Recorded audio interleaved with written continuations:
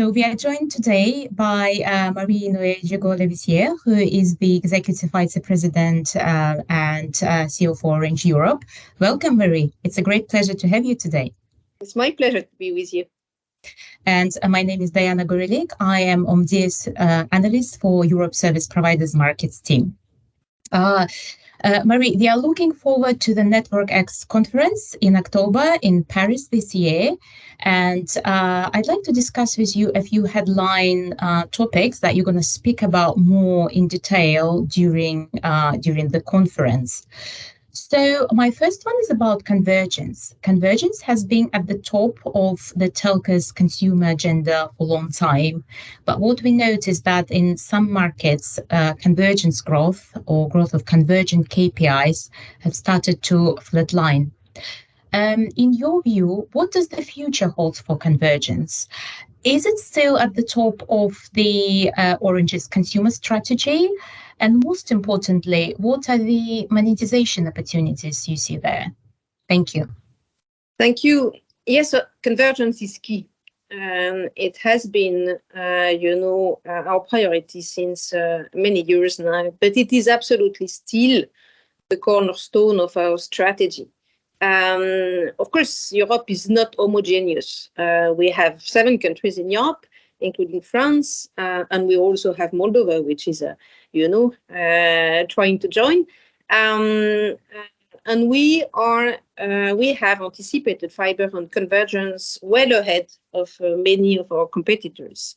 So thanks to that, we do have a clear leadership in convergence with more than 11 million convergent customers that we can, talk to. And we are the leading fiber providers with more than 65 million connectable houses.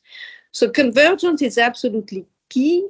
This is clear when we talk to our customers, and we continue to move forward. If I take an example, in Belgium, for example, we just finalized the acquisition of VOO, because we were mostly mobile operators, so one leg of convergence, and we needed the other one. So now we will be able to bring a lot of value to the company by, moving forward in convergence. It's true that in some countries, fiber is very strong. Convergence is very important. The base is highly convergent. And the value creation is evolving. If you look in Spain or in France, so we see that, of course, people are, first of all, looking for high-quality connectivity, fiber, 5G, and quality of the connectivity at home.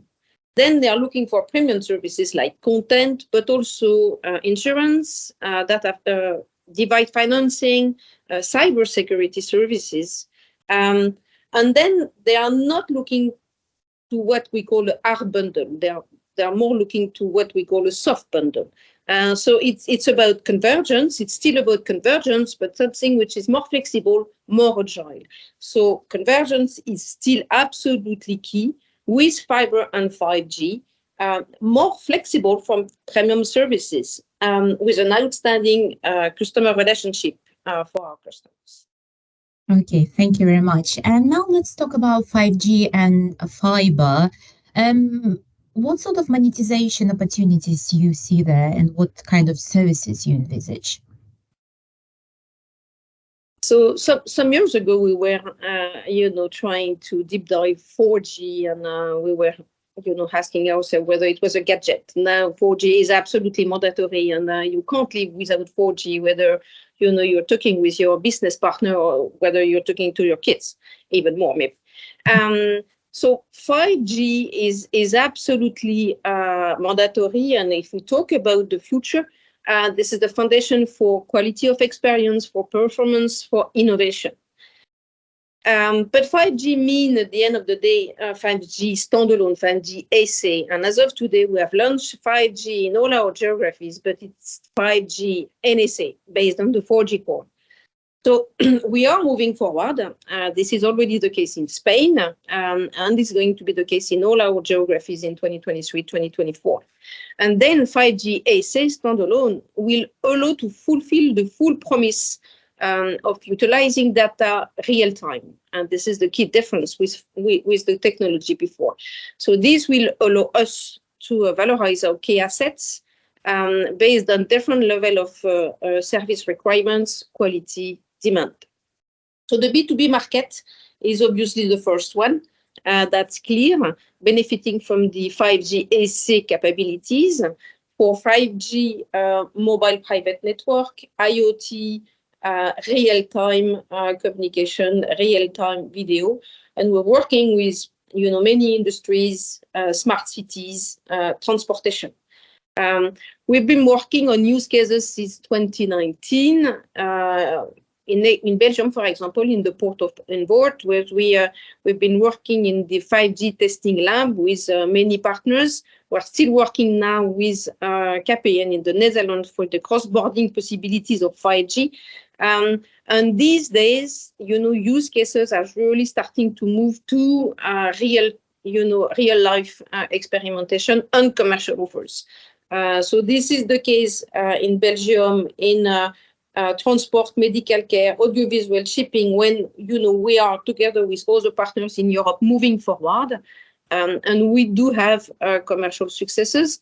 In Spain, for example, in the port of Barcelona, on ship control, push-to-talk for authorities, video analytic based on automated processes. This is why you need 5G.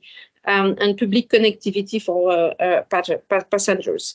So this is really starting to be commercial in B2B, even if we have many things to find and to build. On the consumer side, we managed to monetize 5G to start with on quality, customer experience, and on a long-term basis. Is going to be mandatory anyway. So we have not found yet what we can call the killer app. And I do not think that the killer app, will be unique. But we need really to keep developing services about advanced gaming services, augmented reality, virtual reality, to deliver for our customers what we can say enhanced connectivity as a service, that you can be much more flexible while having a gaming services or a very specific timing. So this is ongoing and that's for the future. Okay, thank you very much. And I'd like to know that Orange is making a great progress towards the deployment of 5G and fiber. But it's also important to note that in the wake of the cost of living crisis, there have been plans to decrease capex. I'd like to see how is so-called capex discipline going to impact your connectivity, fiber and 5G deployment plans.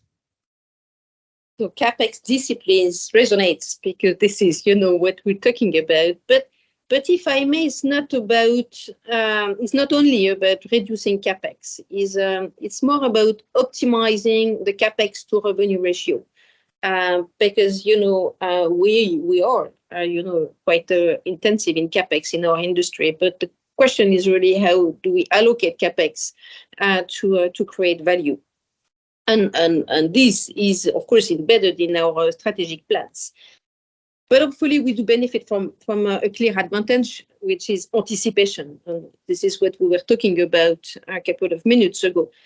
Fiber has been a priority in our investments years ago. We are already undisputed leader in fiber rollout in Europe. And we do have more premises connectable to fiber than the four big players in Europe altogether, with 75% premises in France, 60 in Spain, and nearly 40 in Poland. So the peak of capex is clearly behind us. So we need to continue fiber development. So we will do it where it makes sense economically. And we need also to develop partnership with other telcos or with financial institutions or with local authorities in order to reach the 100% coverage, which is the absolute goal of the European Commission and to all of us, because we need to deliver high quality connectivity everywhere. So we need to move forward, but this is embedded in the plan. Okay, thank you. And now let's touch on sustainability topic. It's a very important topic, and Orange has been actively expanding your sustainability agenda. But not only that, you've been making a great progress towards fulfilling your sustainability goals and that customer and community pledge. I'd like to see, what is in your view, how AI can contribute to your sustainability goals? These two topics are absolutely key in the way we need to transform our company and all companies all over the world. ESG, sustainability, and AI. AI is really starting to be key in the way we run the company. In many processes and activities, and it is really starting to be large scale. So we really see AI transforming our core activity networks, and the move towards next technologies with a fully cloudified, automatized network, supported by AI, goes end to end with the decommissioning on all technologies, like copper, 2G, 3G. And we know that the energy efficiency of the new technologies are much better than the one from the old one. Like we say, sometimes it's 10 times. It depends the way we measure. But at the end of the day, new technologies supported by AI are absolutely key in order to reduce significantly our energy consumption. So the data and AI will really enable us to automatically adapt the network to the consumer needs. So we will then reduce the power to the required traffic. The AI will also enable us to optimize the balance between the energy that we will produce on premise, on site, like wind or solar, and the energy coming from the grid. And this is really beginning more and more important. And the AI will also enable us to develop predictive maintenances in order to optimize the number of people that we sent on the field. So in a nutshell, AI will enable us to move from a corrective way of dealing with ESG to a more proactive and dynamic management of our impact. And this is crucial if we want to reach our net zero carbon objective in 2040. Okay, thank you very much. And finally, Marie, I'm very excited to see you and your colleagues at the Network X conference this October in Paris and explore the latest developments in our industry. What part of Network X are you most looking forward to? Good question. First of all, it's a great pleasure and honor for you to have you in Paris. And I think there's two things which I find very exciting. And there is a vibrant and innovative startup ecosystem in Paris, and it's really very interesting to see how we will have a discussion between this ecosystem and all the companies that will join.